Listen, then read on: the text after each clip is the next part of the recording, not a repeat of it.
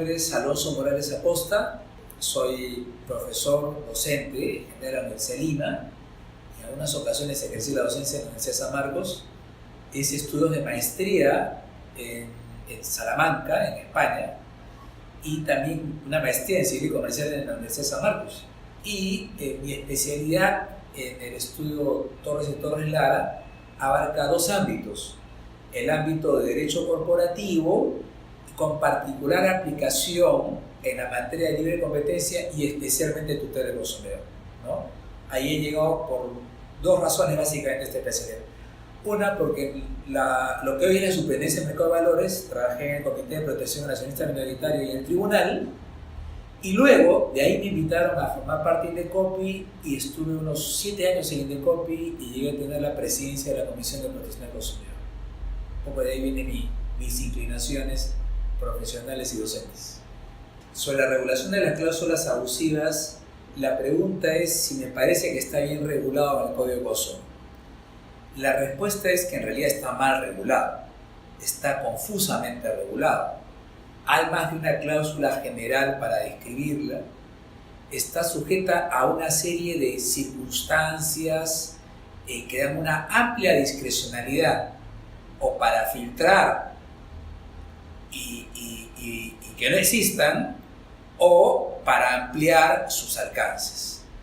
Y el problema de la definición además es tangible, ¿no? Se dice en el Código de Consumo que las cláusulas abusivas son aquellas que están en cláusulas generales de contratación o en contratos por adhesión, ¿no? Y en relación a cláusulas generales de contratación se dice las que no son aprobadas administrativamente.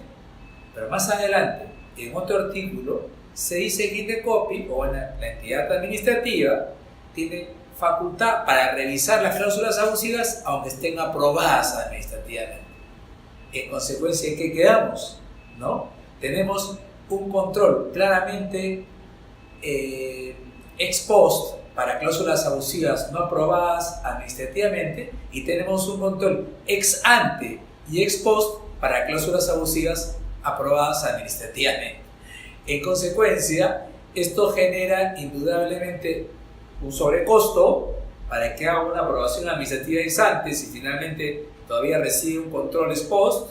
Es un doble costo y puede ser una desorientación para el proveedor, porque si he pasado un control previo, ¿no es cierto?, entendería que ya no estoy sujeto a posibles infracciones. Sin embargo, la autoridad administrativa puede sancionarme ahora. Este es un problema en las relaciones que tienen los bancos con los consumidores, indudablemente, ¿no? Hay un sobrecosto y hay una labor que hacer. De repente obedece un poco a cómo se generó este código, que fue sacado en una apurada. Tiene un montón de normas así contradictorias y algunas ineficientes. Sí, sobre una sobreregulación, una sobreprotección. Lo que yo creo en realidad es que hay que definir un solo control. El control ex post me parece el más eficiente.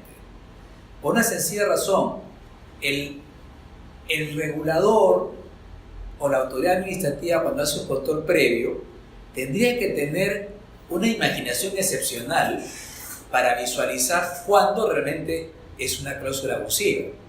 No me refiero a las cláusulas abusivas que de pleno derecho, de ineficacia absoluta, pues son evidentes, porque básicamente son normas contrarias al orden público o a normas imperativas.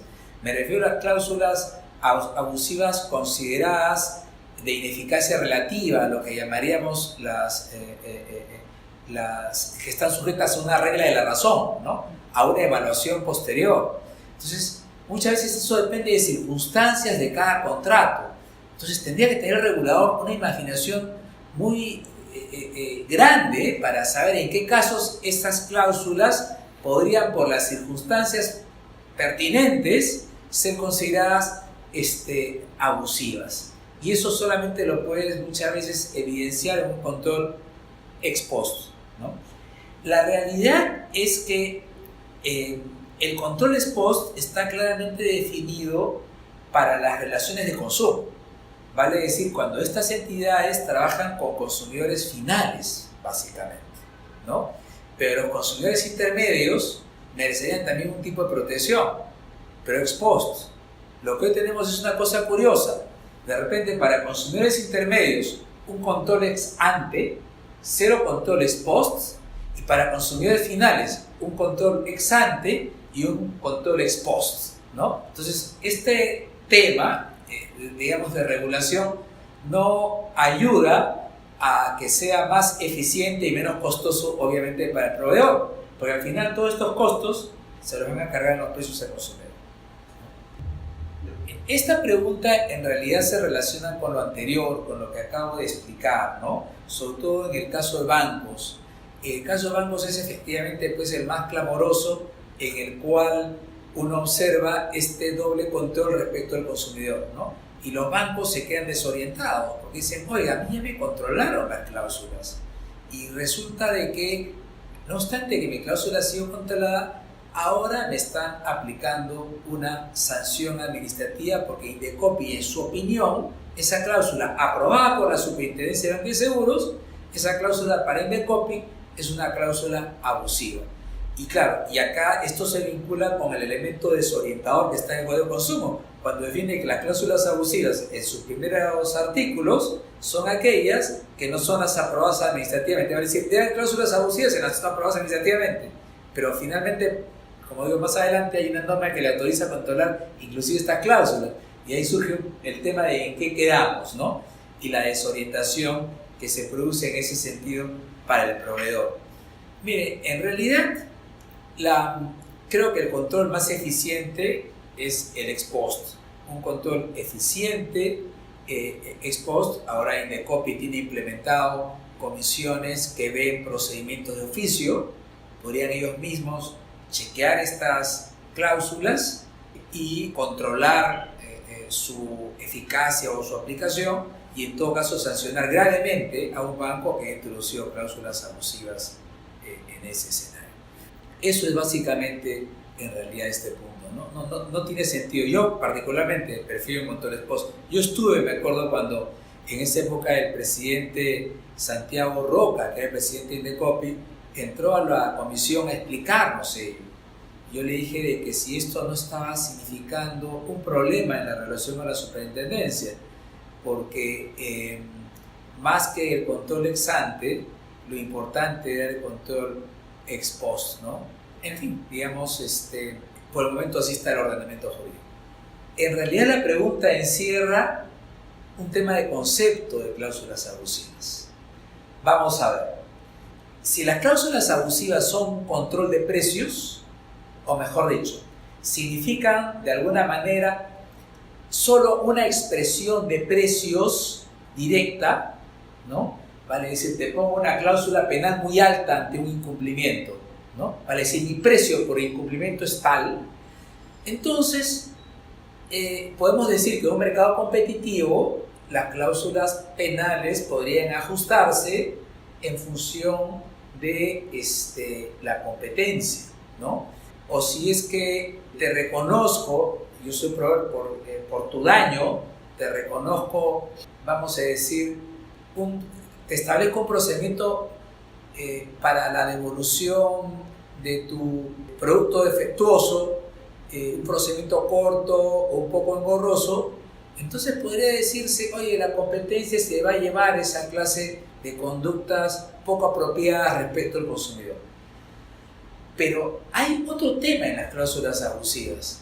Las cláusulas abusivas, más que referirse a un control de precios, como a una época han sido concebidas así, yo creo que deben ser consumidas como una mala práctica de los empresarios para vaciar de contenido el derecho de los consumidores.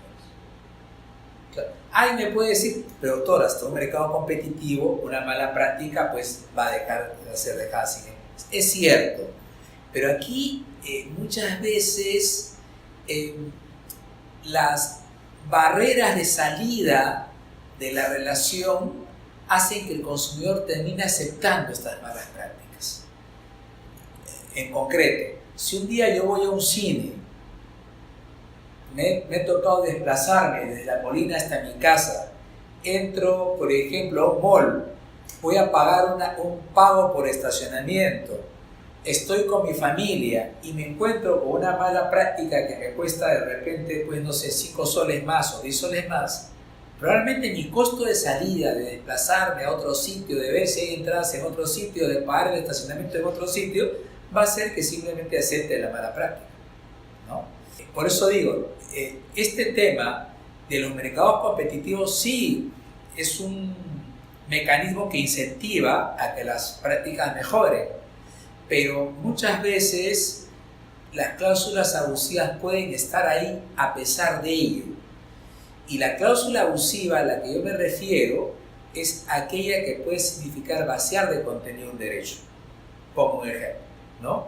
Si es que yo te digo que para reclamar tienes que pagar previamente el producto defectuoso, ¿no? Entonces, esa es una mala práctica, una cláusula abusiva que entorpece tu derecho a reclamar.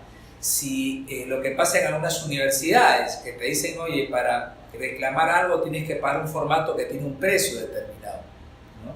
Por ejemplo, si te digo que yo soy un proveedor que te proveo estos productos en Lima, pero si el defecto es de fábrica, tienes que reclamarlo en Arequipa, porque ahí es donde está la sede de la fábrica, ¿no?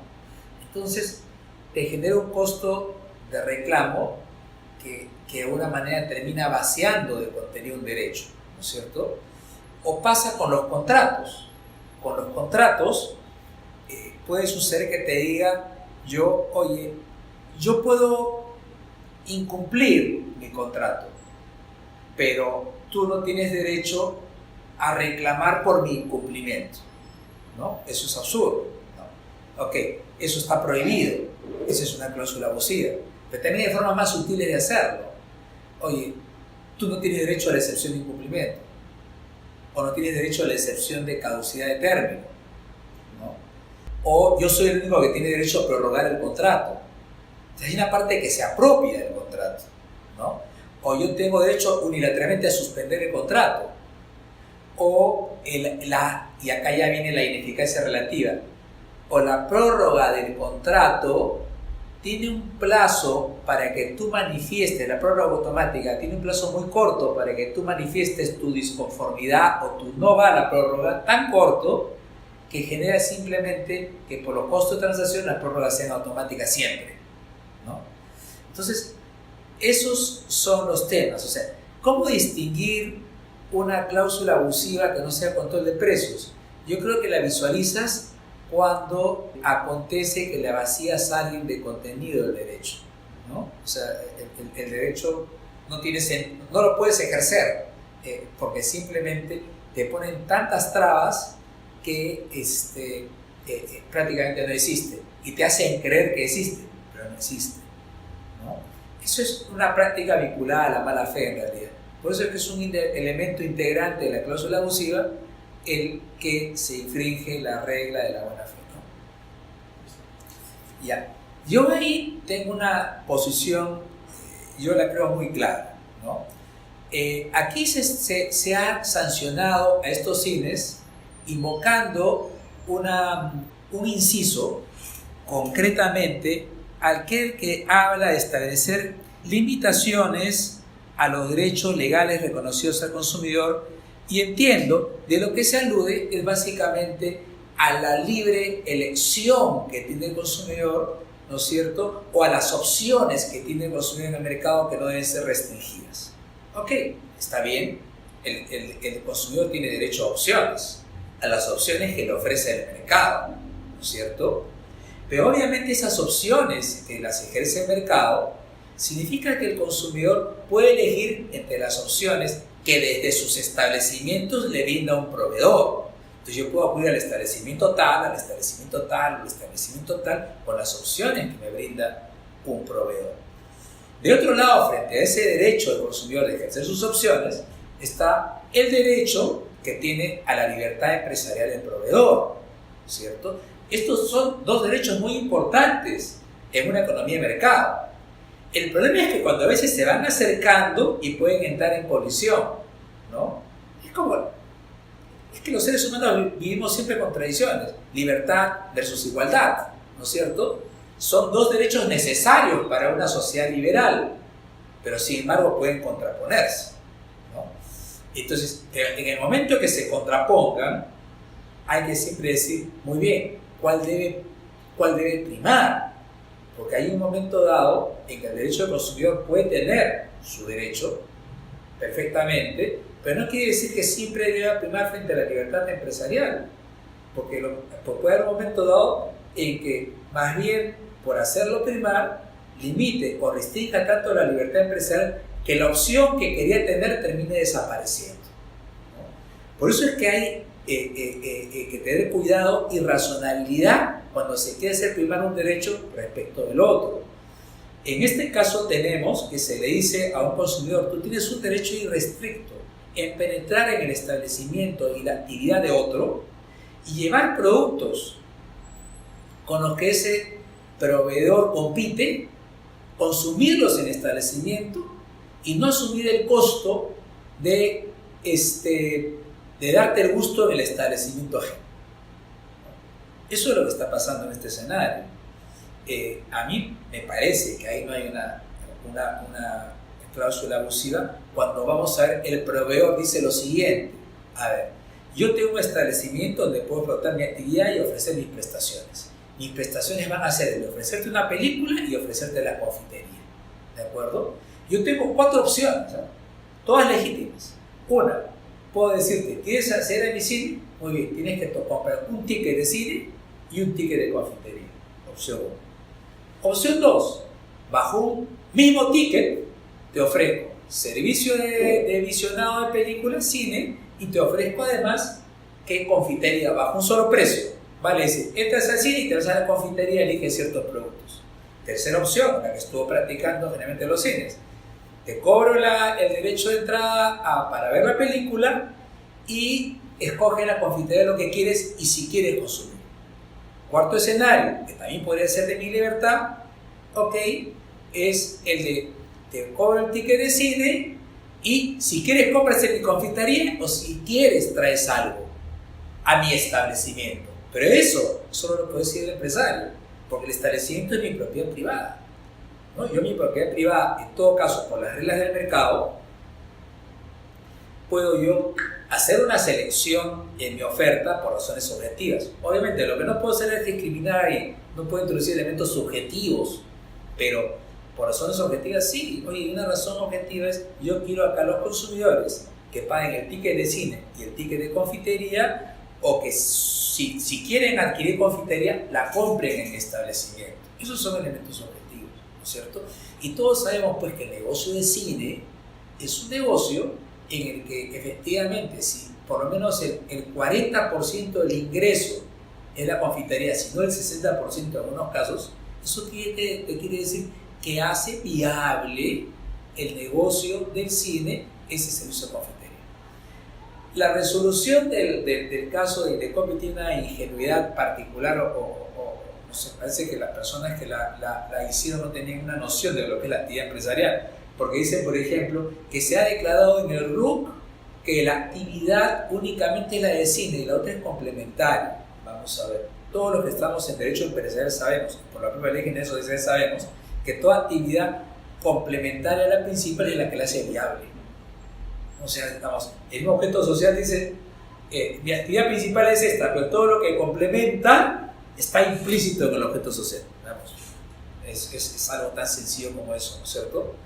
Y lo segundo que tenemos que tener presente en este tema es que el empresario es el que determina su actividad, el que determina su prestación y el que desde su establecimiento decide cómo vienen sus prestaciones, ¿no? Eso es algo que se ha interferido en este escenario, ¿no? Y les decía de que la resolución del tribunal no tiene en cuenta ello, lo cual sorprende, y también la resolución del tribunal está pasando un poco por encima de esta libertad empresarial. ¿Cuál ha sido la reacción en el mercado? Si uno va, por ejemplo, a Cinemark, de Jockey Plaza o a La Molina, la gente sigue comprando en la confitería, ¿no es cierto?